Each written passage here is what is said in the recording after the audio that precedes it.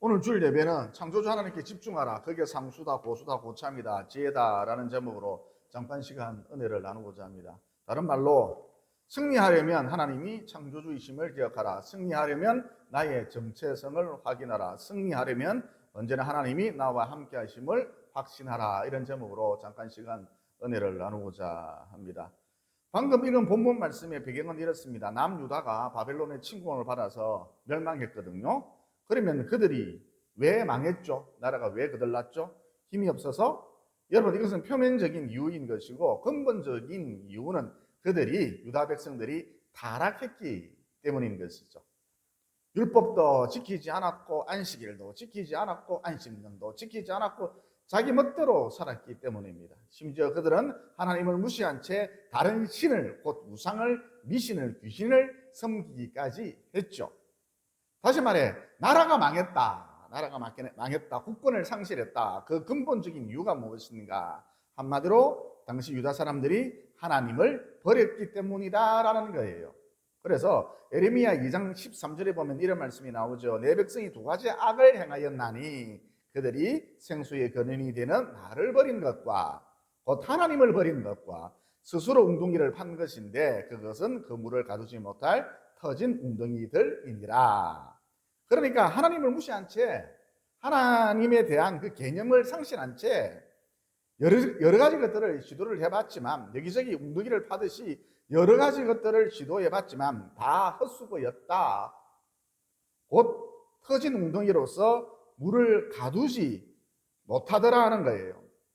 여러분, 이 원리는 오늘날에도 마찬가지를 할 수가 있습니다. 생수의 근원 대신 하나님을 떠나면 결국 어떻게 된다? 망하는 것, 시간 문제일 뿐이다 라는 거예요.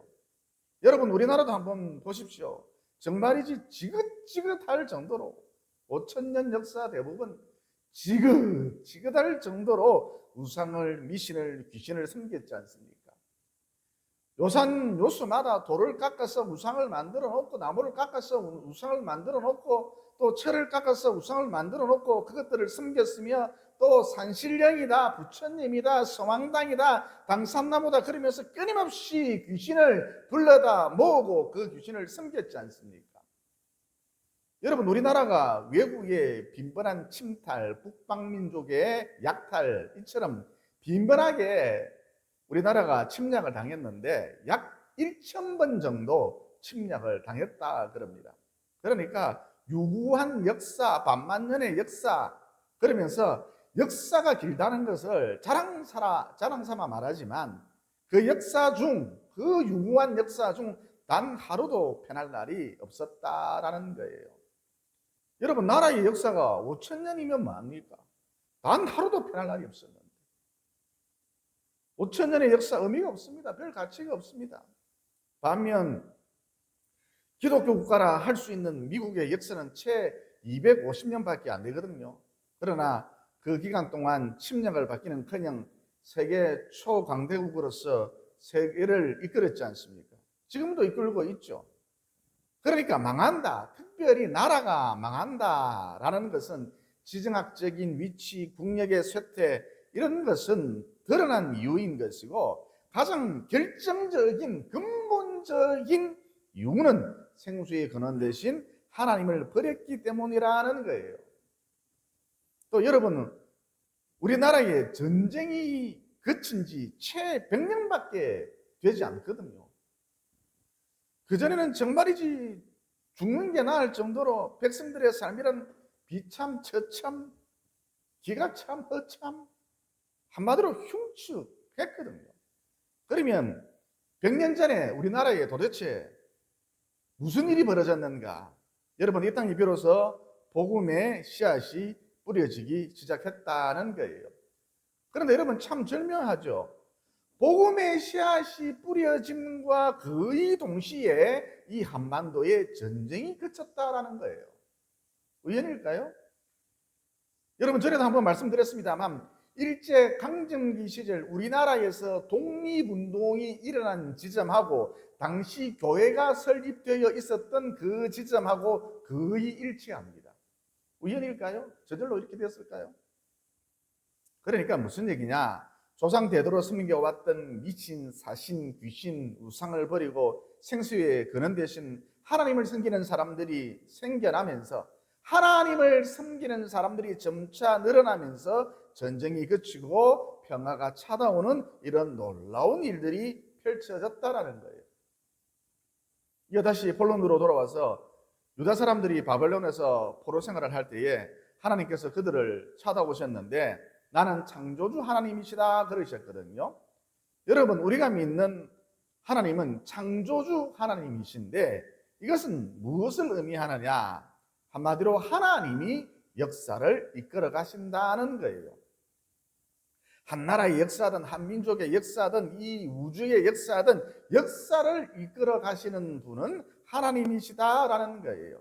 심지어 한 개인의 역사라 할지라도 그 역사를 이끌어 가시는 분은 하나님이시다라는 거예요.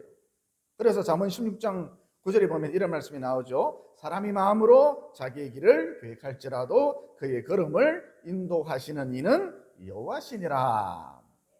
따라서 바벨론에서 포로 생활을 하고 있는 유다 사람들아, 지난날의 죄를 회개하고 지금부터라도 늦지 않았다. 지금부터라도 지난날의 죄를 회개하고 창조주 하나님, 곧 역사의 주관자 되신 이 창조주 하나님께 엎드리라는 거예요. 자꾸 엎드리라는 거예요. 또 엎드리라는 거예요. 반복해서 엎드리라는 거예요. 그러면 살 길이 생긴다는 거예요. 회복된다, 복구된다, 길이 열린다라는 것이죠. 우리도 마찬가지입니다. 내가 내 인생의 핸들을 잡는 순간 망하는 건 시간 문제일 수밖에 없습니다. 여러분, 역사의 주관자에게 내 인생 핸들을 맡기지 아니하고 내가 내 인생의 핸들을 잡는 순간 요리 재고 저리 재고 주판을 튕기고 내가 내 인생의 핸들을 잡는 순간 내가 내 인생의 핸들을 잡고 요리조리 돌리면 망하는 건 시간 문제다. 왜냐? 여러분, 우리는 미래가 나의 미래가 나라의 미래가 어떻게 펼쳐질지 전혀 모르기 때문입니다. 단 1초 뒤에 무슨 일이 일어날지 전혀 알 수 없는 까막눈이라는 거예요. 따라서 내가 핸들을 잡고 내가 내 인생의 핸들을 잡고 이리 돌리고 저리 돌리고 난리를 피워봤자 까딱 잘못하면 엉뚱한 길로 막다른 길로 들어서기 십상이라는 것이죠. 심지어 낭떠러지로 떨어져서 만신창이가 되기 십상이라는 거예요. 왜 만신창이가 되느냐? 내가 내 인생의 핸들을 잡고 내가 요리 돌리고 저리 돌리고 그랬기 때문인 것이죠. 그러므로 남은 여생을 살아가실 때에 창조주 하나님, 곧 역사의 주관자 되신 창조주 하나님께 내 인생의 핸들을 내어드림으로써 가장 선한 길로, 가장 안전한 길로, 가장 유익한 길로, 지름길로 들어서는, 인생 지름길로 들어서는 참으로 지혜로운 하나님의 백성들이 모두 되시기를 예수님 이름으로 진심으로 축원을 드립니다. 그 다음 바벨론에서 포로 생활을 하는 유다 사람들에게 하나님께서 다음과 같이 말씀을 하셨거든요. 너는 두려워하지 말라. 내가 너를 구속하였고 내가 너를 지명하여 불러나니 너는 내 것이라. 그러니까 유다 사람들아, 나는 도대체 누구인가? 나는 도대체 누구인가? 스스로에게 질문해 보라는 거예요. 여러분은 도대체 누구입니까? 여러분, 유다 사람들이란 어떤 사람들이죠? 하나님께서 특별히 여러 민족 중에 유다 민족을 선택해 주셨지 않습니까?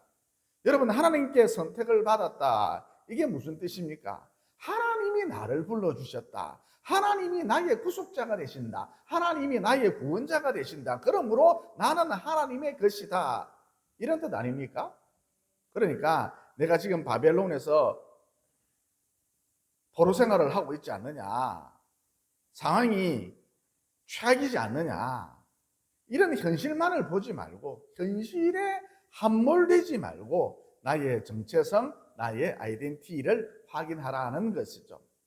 여러분, 하나님이 나를 불러주셨고 하나님이 나의 구속자가 되시고 구원자가 되시고 또 하나님이 나를 지명하여 하나님의 것으로 삼으셨다면 여러분, 뭐 그리 두려워할 게 있겠습니까? 비록 지금의 상황이 안 좋다 할지라도, 최악이라 할지라도, 비록 바벨론에서 포로 생활을 한다 할지라도 뭐 그리 새가슴이 되어서 벌벌 떨면서 두려워할 게 있겠습니까? 여러분, 하나님이 나를 불러주셨고 하나님이 나의 구속자가 되시고 구원자가 되시고 또 하나님이 나를 지명하여서 하나님의 것으로 삼으셨다면 마침내 모든 것이 합력하여 선을 이룰 수밖에 없잖아요. 결론이 선이잖아요. 마지막이 선이잖아요. 결론이 승리일 수밖에 없잖아요. 마지막이 승리일 수밖에 없잖아요. 결론이 내 인생 하나님의 작품이 될 수밖에 없잖아요. 마지막이 내 인생 하나님의 대작이 될 수밖에 없잖아요. 그래서 하나님께서 유다 사람들아, 지금의 현실만을 보지 말고, 안타까운 현실만을 보지 말고 나의 정체성, 나의 아이덴티티가 무엇인지 늘 확인하라, 점검하라, 기억하라 그러셨던 것이죠. 여러분, 우리도 마찬가지입니다. 에베소서 1장 3절로 5절에 보면 이런 말씀이 나오지 않습니까? 찬송하리로다. 하나님 곧 우리 주 예수 그리스도 안에서 하늘에 속한 모든 신령한 복을 우리에게 주시되 곧 창세전에 그리스도 안에서 우리를 택하사 우리로 사랑 안에서 그 앞에 거룩하고 흠이 없게 하시려고 그 기쁘신 뜻대로 우리를 예정하사 예수 그리스도로 말미암아 자기 아들들이 되게 하셨으니. 그러니까 영원 전부터 우리는 무엇이었다? 하나님의 씨였다라는 거예요. 영원 전부터 하나님께서 저와 여러분을 하나님의 자녀로 예정, 택정, 선택하셨다라는 거예요. 따라서 방금 말씀드렸듯이 나는 처음부터 하나님의 씨인데, 다시 말해 하나님이 나를 불러주셨고 하나님이 나의 구속자가 되시고 하나님이 나의 구원자가 되시고 또 하나님이 나를 지명하여서 하나님의 것으로 삼으셨는데, 지금 좀 일이 안 풀린다고 해서, 상황이 좀 안 좋다고 해서 뭐 그리 발을 동동, 뭐 그리 두려워할 게 있느냐는 것이죠. 그러니까 저와 여러분은 마지막에 가서 승리할 수밖에 없는 그런 구조를 갖고, 인생 프로그램 자체가 그렇다는 거예요. 저와 여러분은 마지막에 가서 승리할 수밖에 없는 그런 구조를 갖고 이 땅에 보냄을 받았다라는 거예요. 그러므로 여러분, 상황이 좋지 않을 때, 두려움이 밀려올 때 나의 정체성, 나의 아이덴티티를 점검하라. 나는 처음부터 하나님의 씨라는 것을 꼭 기억하라. 결론은 승리다라는 것을 꼭 기억하라. 아무쪼록 이것을 통해 시시각각 다가오는 온갖 위기를 잘 극복해내시고 주님 주신 지혜로, 주님 주신 용기로 시시각각 다가오는 온갖 위기들을 잘 극복해내시고 최후 승리의 주인공들이 모두 되시기를 예수님 이름으로 진심으로 축원을 드립니다. 그리고 이 대목에서 내가 하나님의 자녀로 선택되었다라는 것, 이것을 어떻게 알 수 있느냐? 여러분, 예수님의 피가 내 모든 죄를 사한다. 예수보혈, 그 공로를 통해서만이 구원받는다. 오직 예수, 그러면서 이 믿음 가운데 산다면 창세전 하나님의 자녀로 선택받았을 가능성 100%다라는 거예요. 왜냐하면 이런 믿음은, 곧 구원에 이르는 이런 믿음은 일방적인 하나님의 선물이기 때문인 것이죠. 그래서 에베소서 2장 8절에 보면 이런 말씀이 나오죠. 너희는 그 은혜에 의하여 믿음으로 말미암아 구원을 받았으니, 믿어서 구원을 받았으니 이는 너희에게서 난 것이 아니요 하나님의 선물이라. 그러니까 내가 예수를 믿은 게 아니라, 믿음은 능동태가 아니라 하나님의 일방적인 사랑, 무조건적인 사랑, 일방적인 은혜로 말미암아서, 무조건적인 은혜로 말미암아서 믿어짐을 당한 것이죠.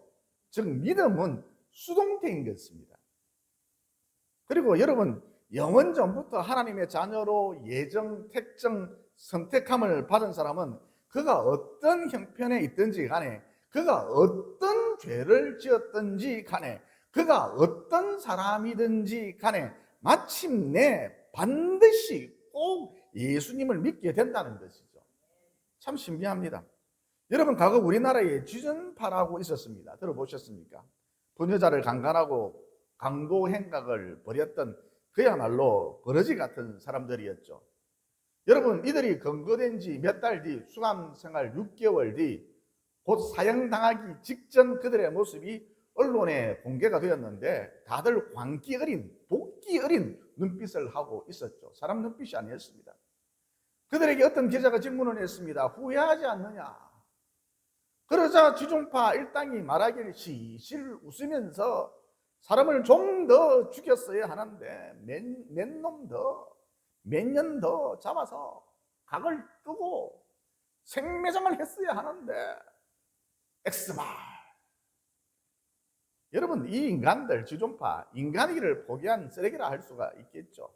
그런데 김현양이라는 사람이, 유독 이 한 사람이 눈물을 뚝뚝 흘리면서 유가족들에게 사과를 했거든요.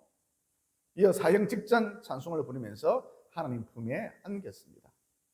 사형 집행 후 다른 지존파들은 모두 얼굴이 일그러져 있었는데 곧 마귀 형상을 하고 죽었는데 김현양 씨만큼은 얼굴에 엷은 미소가 번져 있었다고 합니다. 그래서 앞서 말씀드렸습니다만 여러분, 영원전부터 하나님의 자녀로 예정, 택정, 선택함을 받은 사람은 그가 어떤 형편에 있든지 간에, 그가 어떤 죄를 지었든지 간에, 그가 어떤 사람이든지 간에 마침내 반드시 꼭 예수님을 믿게 된다는 것이죠. 그 보혈의 피를 붙든다라는 것이죠. 왜냐하면 이 믿음이라고 하는 것은, 특별히 구원에 이르는 이 믿음이라고 하는 것은 일방적인 하나님의 선물이기 때문인 것이죠. 쉽게 말해 예수 믿는 이 믿음, 하나님께서 그냥 주시고자 하는 사람에게, 그가 성인군자든 버러지 같은 사람이든 하나님께서 그냥 주시고자 하는 사람에게 하나님 마음대로 선물로 주시는 거예요. 그게 믿음입니다. 여러분, 예수님께서 십자가에 달리실 때에 동시에 십자가에 매달렸던 두 강도가 있었지 않습니까? 여러분, 그 당시에 왼편 강도는 예수님을 보고 네가 하나님의 아들이면 당장 십자가에서 뛰어내려봐라. 너를 못 박은 자들의 죽탱이를 날려버리고 껍데기를 확 벗겨버리고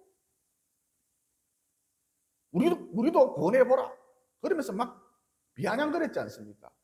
그런데 오른편 강도는 왼편 강도를 나무라면서 너와 나는 마땅히 죽을 짓을 해서 이렇게 십자가에 못 박혔지만 이 사람은, 이 선생님은 아무런 죄가 없다 그러면서 예수님을 물끄러미 바라보고 예수님 당신의 나라에 임하실 때에 나를 기억하소서 그랬지 않습니까? 그러면 어째서 이런 일이 벌어졌는가? 오른편 강도는 창세전부터 영원전부터 하나님의 시였기 때문인 것이죠. 여러분, 거듭 강조합니다만 자기가 예수님을 믿고 싶다 해서 믿은 게 아니에요. 믿음은 하나님의 선물이다. 믿음은 수동태다라는 거예요. 따라서 내가 나 자신이 믿음을 선택한 것이 아니고, 내가 믿은 게 아니고 믿어짐을 당한 것이죠. 나는 가만히 있었는데 하나님께서 믿음을 내 품에 안겨주셨다라는 거예요. 믿음은 수동태인 것이죠. 그러므로 나는 영원전부터 하나님이시다, 택정함을 받은 하나님의 자녀다, 이런 자기 정체성을 분명히 하셔서 지금 내 형편이 어떠하든지 간에, 심지어 지금의 상황이 최악이라 할지라도 두려워하지 마시고 너무 겁먹지 마시고 하나님을 의지하는 믿음으로 잘 버티셔서, 또 무엇보다 사람이 감당할 시험밖에는 너희가 당한 것이 없나니 오직 하나님은 미부사 너희가 감당하지 못할 시험당함을 허락하지 아니하시고 시험당할 쯤에 또한 피할 길을 내사 너희로 능히 감당하게 하시느니라. 이렇게 말씀을 붙드는, 믿음으로 매 순간 말씀을 붙드는 이 능력으로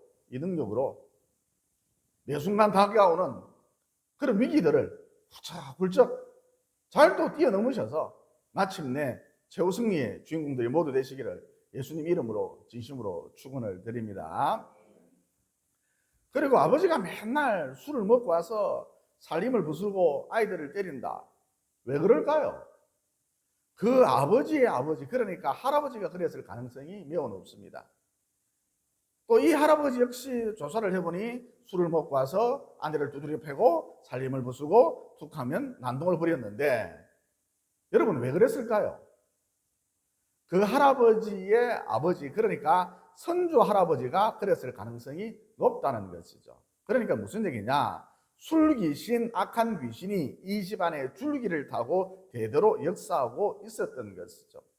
여러분, 암만 유전되는 게 아니에요. 할아버지가 죽으면, 아버지가 죽으면 그들 속에서, 그 사람들 속에서 역사했던 귀신이 갈 곳이 없어지잖아요. 술귀신, 악한 귀신이 갈 곳이 없잖아요. 자기 집이 죽어버렸으니까. 그래서 어떻게 하느냐? 아들에게로 들어가서 역사한다는 거예요. 이어 그 아들마저 죽으면, 이 아들마저 죽으면 손자에게 들어가서 역사하는 거 십중팔구다라는 거예요. 그래서 여러분, 그 집안에 흐르는 저주의 흐름, 분명히 이런 게 존재한다라는 거예요. 오래전에 이런 일이 있었습니다. 교회 학교인데 아이가 참 성실해요. 초등학교 저학년인데 너무너무 아이가 참 예쁘고 성실해요. 그래서 나름 열심히 공부를 하더라고요. 그런데 이 아이가 시험을 쳤다 하면 자신을 믿지 못하고, 공부를 그렇게 열심히 했으면 자신을 좀 믿으면 좋을 텐데 자신을 믿지 못하고 자꾸 컨닝을 하는 거예요. 그래서 매번 적발이 되어서 빵점 처리가 되고 이런 일들이 반복이 되었죠. 그래서 그 원인을 제가 분석을 해봤더니 이 아이의 아버지가 이 아이를 늘 정서적으로 학대를 하고 있었던 것이죠. 이 병신아니 같은 게 뭘 할 수가 있겠노? 그러면서 정서적 학대가 일상적이었던 것이죠. 툭하면 폭력도 행사하고 정서적 학대가 일상적이었던 것이죠. 그러면 이 아버지는 자기 자식에게 남도 아니잖아요. 자기 자식에게 왜 이토록 잔인하게 행동을 했을까요? 그 뿌리를 여러분 추적해 들어가 보면 이 아이의 아버지는 그 아버지에게, 그러니까 할아버지죠. 할아버지에게 엄청 학대를 받았을 가능성이 높다는 거예요. 그러니까 그 집안에, 그 가게에 이런 악신이 역사하고 있었던 것이죠. 그러니까 방금 전 말씀드렸죠. 암만 유전되는 게 아니에요. 쉽게 말해 귀신도 악신도 유전이 된다는 거예요. 그래서 무당자식은 거의 100% 무당이 되지요. 왜죠? 왜 그렇습니까? 그 원리가 왜 그렇습니까?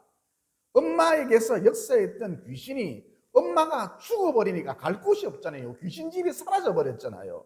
그래서 그 딸에게 들어가서 역사하기 십상이라는 거예요. 그러면 이 귀신의 고리를, 귀신의 굴레를 끊어낼 수 있는 방법이 없느냐? 우리 집안에 흐르고 있는 이 저주의 고리를 끊어낼 수 있는 방법이 없느냐? 방언하는 사람에게 안수기도를 받으면 되느냐? 여러분, 방언이란 내 영과 하나님의 영이 직접 교류하는 것이거든요. 그래서 나도 못 알아듣고 귀신도 못 알아듣고 천사도 못 알아듣고 오직 하나님만 알아들을 수 있습니다. 그래서 방언기도를 하는 사람에게, 귀신 들린 사람이 안수기도를 받으면 효과적이기는 해요. 왜냐하면 그 사람 속에 털을 잡고 집을 짓고 역사하던 귀신 입장에선 지금 안수기도를 해주는 이 사람이, 방언기도를 하는 이 사람이 지금 하나님께 무엇이라 하나님께 막 이야기를 하는데, 스피디하게 이야기를 하는데 모습 같은 무전을 막 치는데 도대체 무슨 이야기를 하는지 알 수 없으니까 엄청 불안한 거예요. 두려운 거예요. 그래서 쉽게 쫓겨나갑니다. 그런데 그래봤자 또 들어옵니다. 심지어 이 귀신이 다른 귀신을 더 데리고 와서 이 사람에게 들어간 뒤에 털을 잡고 역사하는 경우가 일반적이죠. 그래서 누가복음 11장 24절로 26절에 보면 이런 말씀이 나오죠. 더러운 귀신이 사람에게서 나갔을 때에 물 없는 곳으로, 생명이 없는 곳으로 다니며 쉬기를 구하되 얻지 못하고 이에 이르되 내가 나온 내 집으로 돌아가리라 하고 가서 보니 그 집이 청소되고 수리되었거늘. 그러니까 전에 귀신 들렸던 사람이 온전한 정신이 되었고 사회생활을 잘하고 있다라는 거예요. 가서 보니 그 집이 청소되고 수리되었거늘 이에 가서 저보다 더 악한 귀신 7을 데리고 들어가서 가니 그 사람의 나중 형편이 전보다 더 심하게 되느니라. 그러니까 조리돌림 같은 귀신의 굴레에서 벗어나려면, 그 과거의 집안에 흐르는 저주를 끊어내려면 기도의 능력자, 방언하는 자에게 안수기도를 받는 것보다, 누군가에게 기도를 받는 것보다 말씀을 가까이 하는 게 훨씬 효과적이다라는 거예요. 즉 늘 말씀을 읽고 가까이 하고 이 말씀을 자꾸 읊조리고 암송하는 게 훨씬 효과적이라는 것이죠.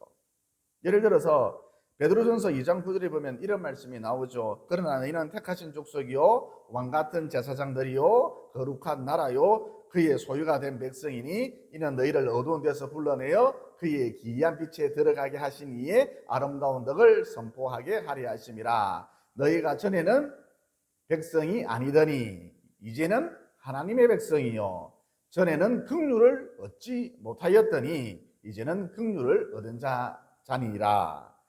이런 말씀들을 자꾸 암송하라는 거예요. 읊조리라는 거예요.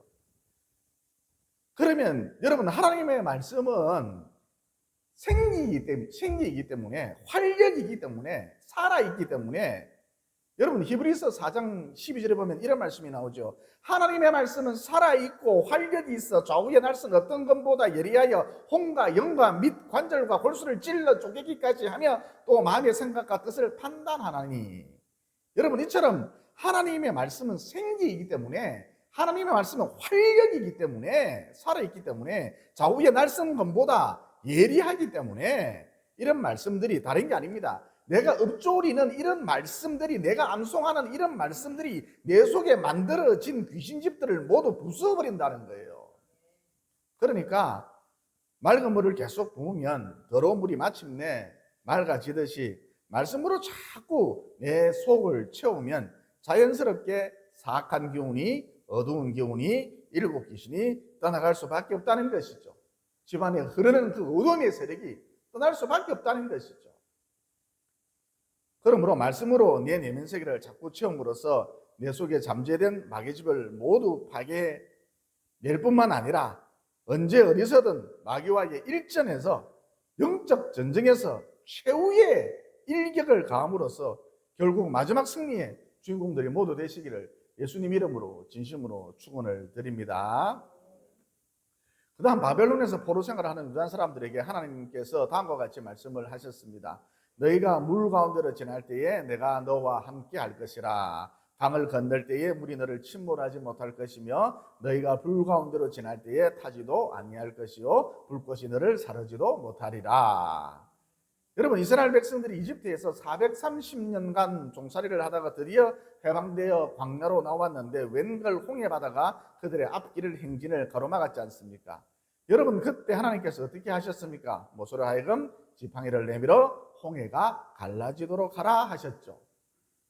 그러니까 포로 생활 중인 유다 백성들아, 이와 같은 은혜를 기대하며 너희 선조들이 이와 같은 은혜를 누리지 않았느냐? 이와 같은 은혜를 기대하며 하나님께 집중하라는 거예요. 또 바벨론 포로로 잡혀갔던 다니엘의 세 친구들이 왕이 만들어 놓은 신상에게 절을 하지 않았다는 이유로 무려 2000도나 되는 풀무불 가운데로 던져졌지 않습니까? 그런데 그때 어떤 일이 일어났습니까? 다니엘 3장 27절에 보면 이런 말씀이 나오죠. 총독과 지사와 행정관과 왕의 모사들이 모여 이 사람들을 본즉 불이 능히 그들의 몸을 해하지 못하였고 머리털도 걸리지 아니하였고 겉옷빛도 변하지 아니하였고 불탄 냄새도 없더라. 그러니까 포로 생활 중인 유다 백성들아, 이와 같은 은혜를 기대하며 너희들과 똑같이 포로 생활을 했던 다니엘의 세 친구들이 불 가운데서 살아 돌아오지 않았느냐? 이와 같은 은혜를 기대하며 하나님께 집중하고 또 집중하고 또 집중하라는 거예요. 여러분, 우리 인생도 마찬가지입니다.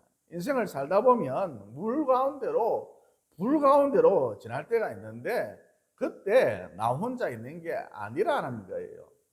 즉 홍해를 갈라주신 그 창조주 하나님, 또 다니엘의 세 친구들, 그들의 머리털 하나도 걸리지 않도록 해주셨던 그 살아계신 창조주 하나님, 이 하나님이 항상 나와 함께하고 있다는 거예요.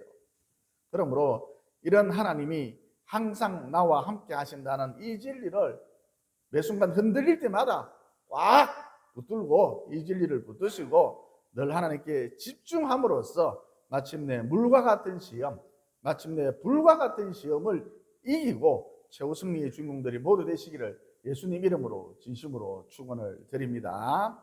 기도드리겠습니다. 생사화복의 주관자 되신 살아계신 하나님, 오늘 말씀을 통해 창조주 하나님만이, 하나님은 우리의 창조주가 되시고 창조주 하나님만이 역사의 주관자가 되신다는 진리를 깨닫게 되었습니다.